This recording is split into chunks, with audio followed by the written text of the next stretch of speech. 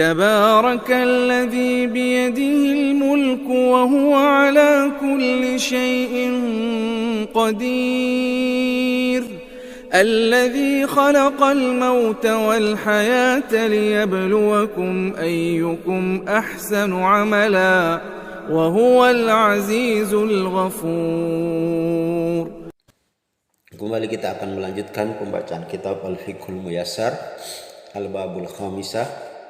Dalam kitab Al-Fiqhul Muyassar ini kita sudah masuk pada bab yang kelima, fil wudu'i. Jadi bab yang kelima ini dia membahas terkait dengan seputar wudu. Wa fihi masailah, dan di bab yang kelima ini terdapat beberapa pembahasan permasalahan yang membahas terkait dengan wudu.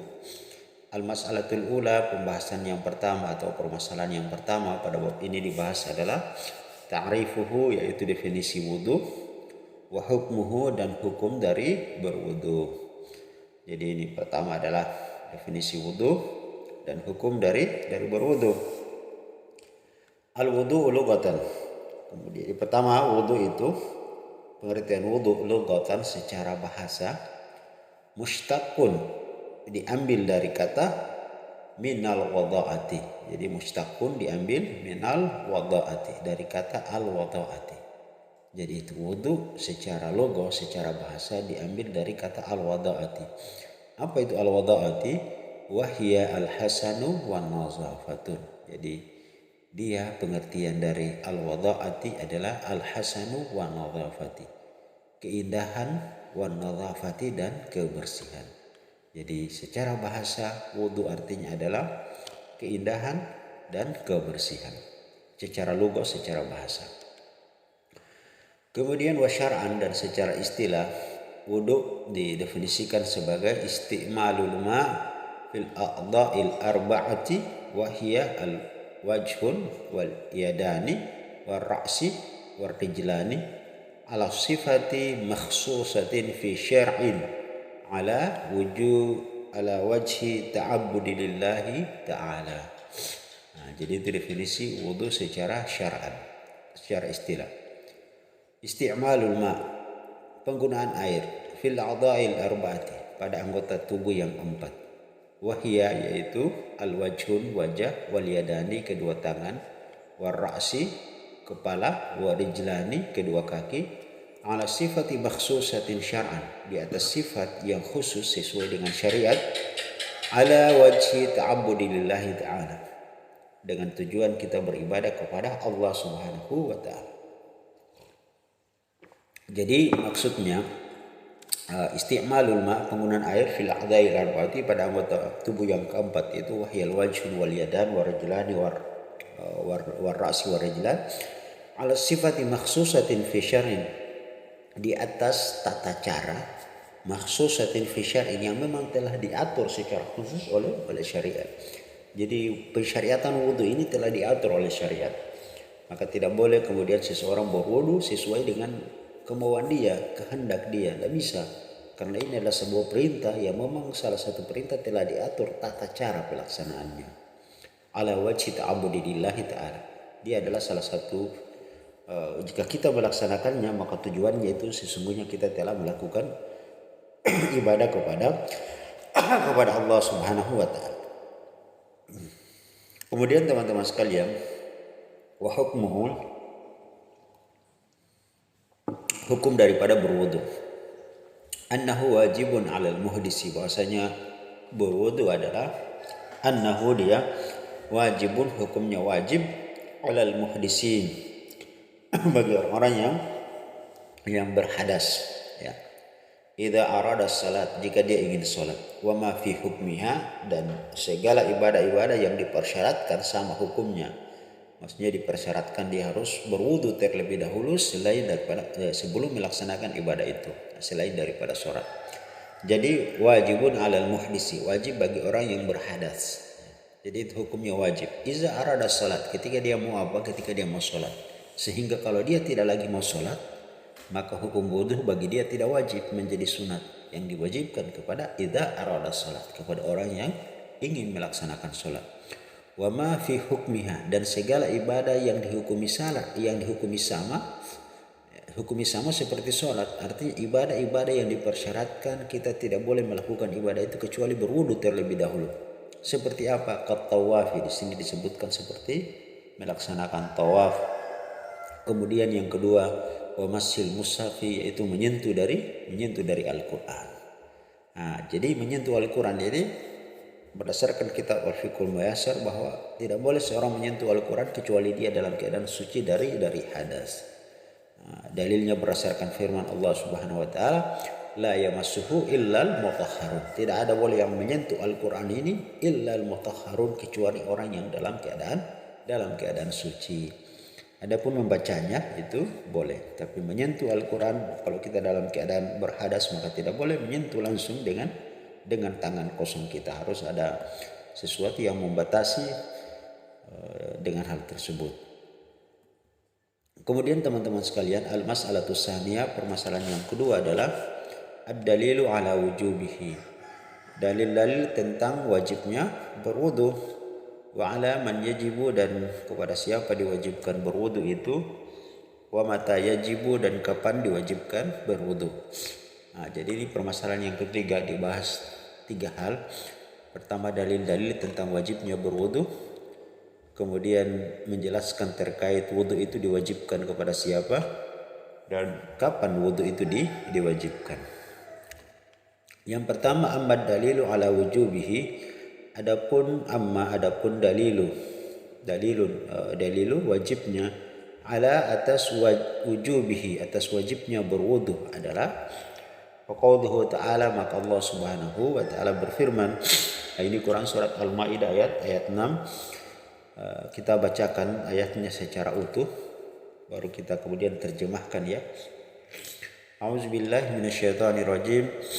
Ya ayyuhalladzina amanu idza kuntum ilas salati fa'aghsilu wujuhakum wa aydiyakum ilal marafiqi wamsahu biru'usikum wa arjulakum ilal ka'baini wa in kuntum junuban fattahharu wa in kuntum marada aw ala safarin aw jahadum minkum minal ghaidi aw lamastumun nisa falam tajidu ma'an fatayammamu sa'idan thayyiban famsahu biwujuhikum wa aydikum min ma yuridullahu liyaj'ala 'alaikum min harajin walakin yuridu liyutahhirakum wa liyutimma ni'matahu 'alaikum la'allakum tashkurun. Quran surat Al-Maidah ayat 6. Ya ayyuhalladzina amanu, hai orang-orang yang beriman, idza kuntum ilas salat, apabila kalian ingin melaksanakan salat, fa'aghsilu wujuhakum, maka basuhlah wajah kalian, wa aydiyakum ilal marafiq, dan basuhlah kedua tangan kalian ilal marafiq, sampai dengan siku. Wamsahu biru'usikum, dan usaplah kepala kalian, wa arjulakum ilal ka'bain, dan kedua kaki kalian ilal ka'bain. Jadi basuhlah kedua kaki kalian ilal ka'bain, sampai kedua mata kaki. Wa in kuntum junuban, apabila kalian dalam keadaan junub, fatahharu, maka bersucilah atau mandilah. Wa in kuntum marda, dan jika kamu dalam keadaan sakit, au ala safarin, atau sedang melakukan perjalanan, au jahadum minkum minal ghaid, atau seorang dari kalian baru saja kembali dari tempat buang hajatnya, au lamastumun nisa, atau dia baru saja selesai menyentuh wanita, falam tajidu ma'an, dan dia tidak mendapatkan air, fatayammamu sa'idan thayyiban, maka dia bertayamum sa'idan, dengan debu, thayyiban, yang suci, yang baik. Famsahu biwujuhikum, maka dengan debu itu basuhlah wajah kalian, wa aydiyakum minhu, dan basuhlah kedua tangan kalian dengan debu itu. Ma yuridullah liyaj'ala 'alaikum, Allah tidak menghendaki menjadikan kalian dengan hal ini semua min harajin, menyulitkan kalian, ingin memberatkan kalian, tidak. Walakin, akan tetapi, yuridu, Allah menghendaki, liyutahhirakum, untuk mensucikan kalian, wa liyutimma ni'mati 'alaikum, dan ingin menyempurnakan nikmatnya untuk kalian, la'allakum tashkurun, agar kalian itu menjadi hamba yang selalu dan senantiasa bersyukur kepada Allah Subhanahu wa taala. Maka teman-teman sekalian, di ayat ini menjelaskan 2 hal. Yang pertama adalah merupakan kewajiban berwudu dan rukun-rukun serta tata cara daripada berwudu, urutan-urutan dari berwudu. Kemudian yang kedua, menjelaskan terkait wajibnya seseorang bertayamum ketika dia tidak mendapatkan air. Ya, ketika dia tidak mendapatkan air atau ketika seseorang dalam keadaan sakit. Ketika dia menggunakan air itu akan semakin memperparah sakitnya, bisa membinasakan dia, bisa mencelakakan dia. Maka dalam kondisi seperti ini dia bisa bertayamum. Caranya dengan menggunakan debu dengan tata cara yang sudah dijelaskan. Maka teman-teman sekalian, memang ayat ini saya ingin mengulas sedikit terkait dengan ayat ini. Ada beberapa hal. Yang pertama tadi terkait dengan fa'aghsilu wujuhakum, basuhlah wajah kalian. Wajah itu awwalu ma nabiti sya'r, awal daripada tumbuhnya rambut, mulai dari atas sampai dengan nabitil lihyah, sampai tempat tumbuhnya jenggot, jadi sampai dagu paling bawah. Maka dialirkan air mulai dari atas sampai dagu yang paling bawah. Kemudian luasannya sampai dengan telingan dan telingan, uzunun bil uzun, telinga dengan telinga. Jadi dibasuh, itu namanya wajah secara keseluruhan. Caranya fa'aghsilu wujuhakum. Fa'aghsilu itu artinya alirkan air di seluruh wajah kalian. Jadi bukan cuma sekedar diusap, tidak, tapi betul-betul air itu dialirkan secara sempurna pada wajah kita. Kemudian wa aidikum ilal marafiq, kepada kedua tangan kalian sampai siku. Artinya air dialirkan mulai dari ujung kuku kita sampai dengan siku kita, dan lipatan-lipatan siku itu betul-betul dia terkena dengan air di situ. Itu ya. Kemudian wamsahu biru'usikum, usaplah kepala kalian. Ini nanti dijelaskan ya, akan datang bagaimana cara mengusap kepala itu. Kemudian wa arjulakum ilal ka'bain, kedua kaki sampai mata kaki juga akan datang. Kemudian wa in kuntum junuban fatahharu, ya bila kamu junub maka harus mandi. Wa in kuntum marada, bila dalam sakit, ala safarin atau dalam perjalanan tidak mendapatkan air, atau memang marada itu sakit, maksudnya tidak boleh menggunakan air ya. Safarin ya memang dia tidak mendapatkan air atau seperti itu. Au jahadu minkum minal ghaid, atau seorang dari kalian telah datang dari tempat buang hajatnya. Ya, namanya orang buang hajat karena membersihkan hajatnya itu ada dua, bisa dengan istinja dan istijmar. Apa itu istijmar, apa itu istinja, bisa dilihat pada penjelasan sebelumnya. Allah mastumun nisa, atau dia sudah menyentuh seorang wanita. Menyentuh di sini ini diperselisihkan di tengah-tengah para ulama. Imam Asy-Syafi'i mengatakan bahasanya la mastumun nisa di sini maksudnya adalah sekedar menyentuh wanita saja. Bahkan menyentuh istri sekalipun itu membatalkan wudu. Ya, itu dalam mazhab Syafi'i. Namun dalam mazhab Hambali mengatakan aula mastumun nisa, menyentuh wanita di sini adalah melakukan hubungan suami istri. Melakukan jima, hubungan suami istri. Itulah yang disebut dengan aula mastumun nisa, atau kalian baru menyentuh istri kalian, menyentuh wanita. Falam tajidu ma'an, apabila kalian tidak mendapatkan air, fatayammamu sa'idan, maka kalian bertemu tayamum dengan debu yang thayyiban, yang baik. Nah, maka famsahu biwujuhikum, debu itu disapukan kepada wajah, wa aidikum dan kepada kedua tangan kalian. Jadi itu sepintas terkait dengan penjelasan Quran surat Al-Maidah ayat 6. Kemudian teman-teman sekalian, di sini dibawakan beberapa dalil dari hadis Nabi sallallahu alaihi wasallam. Yang pertama wa qauluhu sallallahu alaihi wasallam, dan Nabi sallallahu alaihi wasallam bersabda, la yuqbalallahu salatan bighairi tuhurin, Allah tidak menerima salat seseorang bigairin, tanpa tuhurin, tanpa dia bersuci. Wala sadaqatan min gululin, dan Allah tidak menerima sedekah seseorang dari harta yang dia dapatkan dari harta korupsi, dari harta penggelapan, dari harta negara. Wala sadaqatan min gululin, Allah tidak terima harta sedekah seseorang yang dia dapatkan harta tersebut dari hasil penggelapan uang negara, dari hasil uang korupsi. Wa qauluhu sallallahu alaihi wasallam, dan juga Nabi sallallahu alaihi wasallam bersabda, la yuqbalallahu salatan min ahdatha hatta yatawadda, Allah tidak terima salatnya seseorang yang ahdasa, dia sedang berhadas, hatta yatawadda, sampai dia berwudu.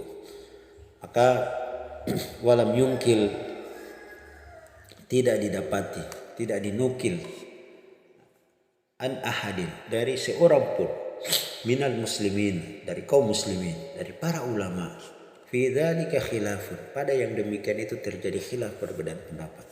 Bahasanya kewajiban berwudu bagi seseorang yang ingin melaksanakan sholat. Sehingga seorang yang dia berwudu, dia sholat tanpa berwudu, semua manusia sepakat bahwa itu adalah sholatnya tidak diterima. Fasabatat bizalika masyru'iyatil wudu, maka telah tetaplah sudah bizalika masyru'iyatil wudu, tentang pensyariatan wajibnya berwudu. Dengan apa? Bil kitabi, dengan Al-Quran. Tadi Quran surat Al-Maidah ayat 6. Was sunnati, dan hadis-hadis Nabi sallallahu alaihi wasallam. Contohnya di sini dibawakan 2 hadis dari Nabi sallallahu alaihi wasallam. Wal ijma', dan kesepakatan para ulama yang tadi itu, walam yungkil ahadan minas muslimani fi dzalika khilafun, ketetapan para ulama. Kemudian amma alaman yajibu, adapun kepada siapa diwajibkan daripada berwudu itu, fayajibu alal muslimi baligul akil idza arada salat wa ma fi hukmiha. Jadi amma adapun alaman yajibu, kepada siapa diwajibkan berwudu itu, fayajibu, maka wudu itu diwajibkan alal muslim, kepada setiap muslim, al balik, yang telah balik, yang telah dewasa, al akil, yang telah berakal, idza arada salat, jika dia ingin melaksanakan salat, wa ma fi hukmiha, dan segala ibadah-ibadah yang dihukumi sama seperti salat. Maksudnya yang tadi itu dipersyaratkan untuk berwudu sebelum melaksanakannya. Nah itu. Jadi muslim balik akil idza arada salat, jika dia ingin melaksanakan salat. Kemudian wa amma mata yajibu, adapun mata kapan yajibu diwajibkan berwudu itu, fa iza dakhala waktu salat, ketika telah masuk waktu salat. Au arada al-insanu al-fu'ila alladhi ishtaratul lahu bil wudu. Atau arada al-insan, seseorang ingin melaksanakan fu'ila, melakukan alladhi, yang yishtaratu, amalan-amalan yang memang dipersyaratkan lahul wudu, untuk berwudu sebelum melakukannya. Jadi itu hukumnya wajib, ya, idza dakhala waktu salat, ketika masuk waktu salat, ya. Sehingga kalau seorang berhadas, dia ingin melaksanakan salat, maka pada saat itu berwudu bagi dia adalah hukumnya wajib. Tapi kalau dia tidak mau salat, maka hukumnya tidak wajib. Hanya dihukum wajib ketika seorang akan melaksanakan salat. Wa illam yakun dzalika muta'alliqan biwaqti. Nah ini ya. Wa illam yakun dzalika muta'alliqan biwaqti. Namun yang demikian itu bahwasanya berwudu itu tidak harus terikat dengan waktu. Ya, maksudnya kita mau wudu nanti kalau kita mau salat dulu baru kita wudu, ya. Kita mau wudu kalau kita mau tawaf dulu. Kalau kita mau wudu, kita mau membaca Al-Quran dulu. Atau kita ingin berwudu nanti kalau kita melakukan satu kebaikan. Nah seperti itu. Wudu itu dilakukan dalam segala kondisi dan keadaan. Ya. Dalam kondisi apa saja boleh dilakukan. Bahkan seseorang dia selalu dalam kondisi dia berwudu, itu adalah hal yang terbaik dalam kehidupannya. Kenapa? Karena dia selalu berada di atas kebaikan. Karena ini adalah berwudu itu adalah salah satu perkara ibadah kepada Allah Subhanahu wa taala. Jadi wa illam yakun dzalika muta'alliqan biwaqt. Walaupun demikian namun wudu itu tidak terikat dengan waktu-waktu tertentu.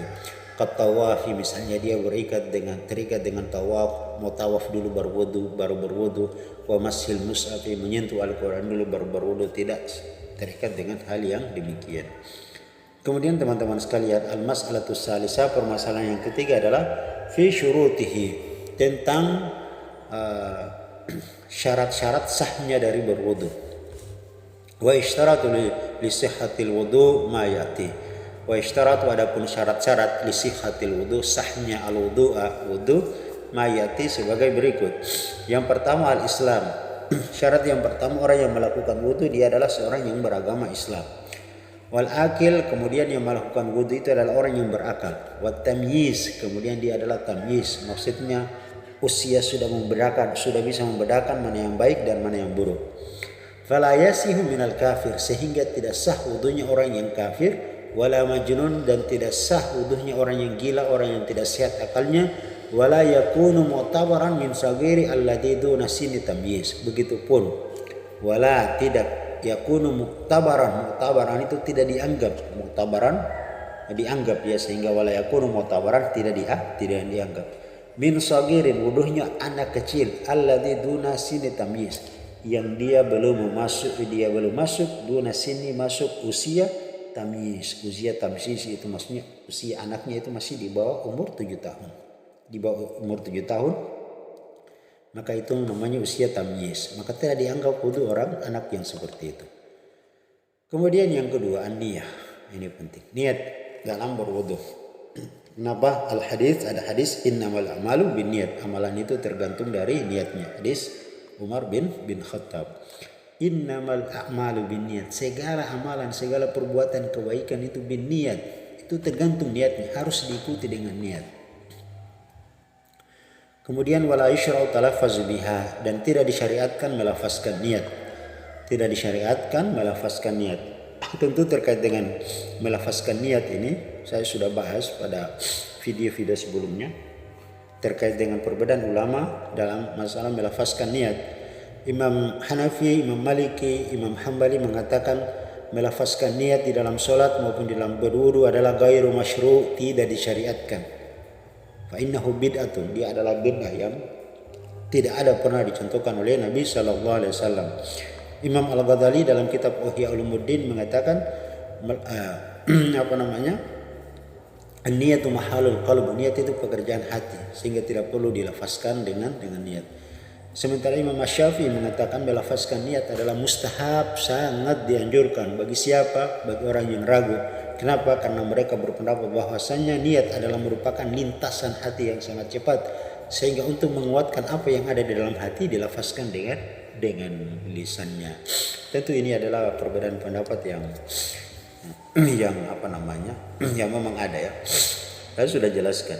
Li'adami subuti anin Nabi sallallahu alaihi wasallam, kata penulis Fiqhul Muyassar, sebab li'adami tidak adanya subutihi, dalilnya, ketetapannya, landasannya, anin Nabi sallallahu alaihi wasallam, dari Nabi sallallahu alaihi wasallam tentang talaffuzu bin niyah, melafazkan niat tersebut. Kemudian yang ketiga adalah al-ma'un tahur. Jadi syarat yang ketiga berwudu itu al-ma'un tahur, harus menggunakan air yang suci lagi mensucikan.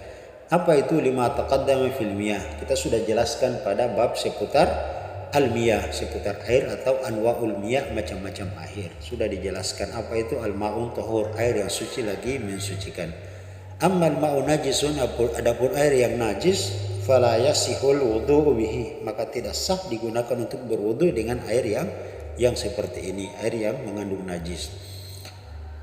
Kemudian yang selanjutnya, izalatu ma ya'ni usulil ma ilal basharati. Izalatu membersihkan, menghilangkan, ma yamna'u, apa-apa yang mencegah, yang menghalangi, usul sampainya al-ma, air, ilal basharati, ke kulit. Jadi izalatul ma yamna'u usulil ma ilal basharati, mencegah, membersihkan, menghilangkan segala sesuatu yang dapat mencegah sampainya air ke kulit kita. Contohnya minasyam'in, seperti lemak, atau ajinin, atau seperti tepung, wa nahwihima, atau yang semisal daripada hal itu. Kattila'il adhafir, seperti cat-cat kuku, ya. Alladhi yu'rafu, yang kita kenal, bainan nisa'il yaum, yang kita kenal digunakan oleh para wanita saat ini. Mereka mencat kuku mereka. Hati-hati, wanita kalau dia cat kukunya itu tidak sah wuduhnya kalau dia sholat, ya. Tidak sah wuduhnya.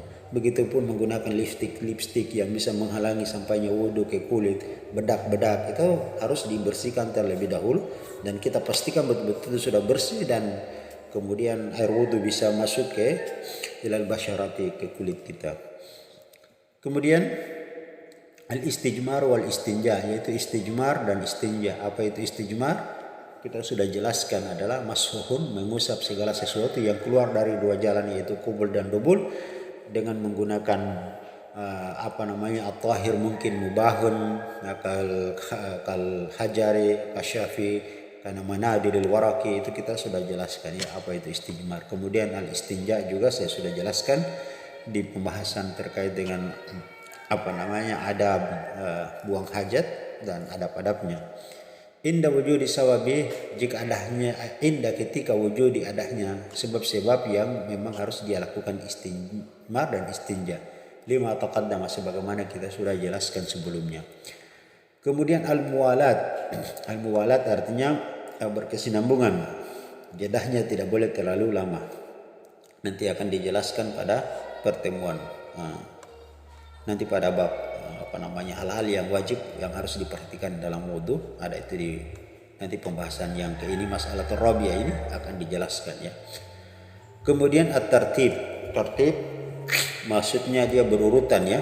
Wa sayati kalamu alaihima ba'dal qalil, dan akan datang penjelasannya setelah penjelasan yang singkat ini. Maksudnya al-muwalat dan at-tartib nanti akan datang penjelasannya. Kemudian yang terakhir adalah ghuslu jamil a'dha'il wajibu ghusluha.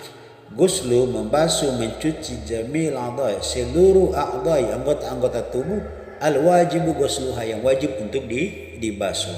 Tadi di Quran surat Al-Maidah ayat berapa tadi? Ayat 6 sudah dijelaskan. Itulah anggota-anggota wudu yang wajib untuk dibasuh. Maka demikian teman-teman sekalian, semoga bermanfaat. Subhanakallahumma bihamdik, asyhadu an la ilaha illa anta, astaghfiruka wa atubu ilaik. Assalamualaikum warahmatullahi wabarakatuh.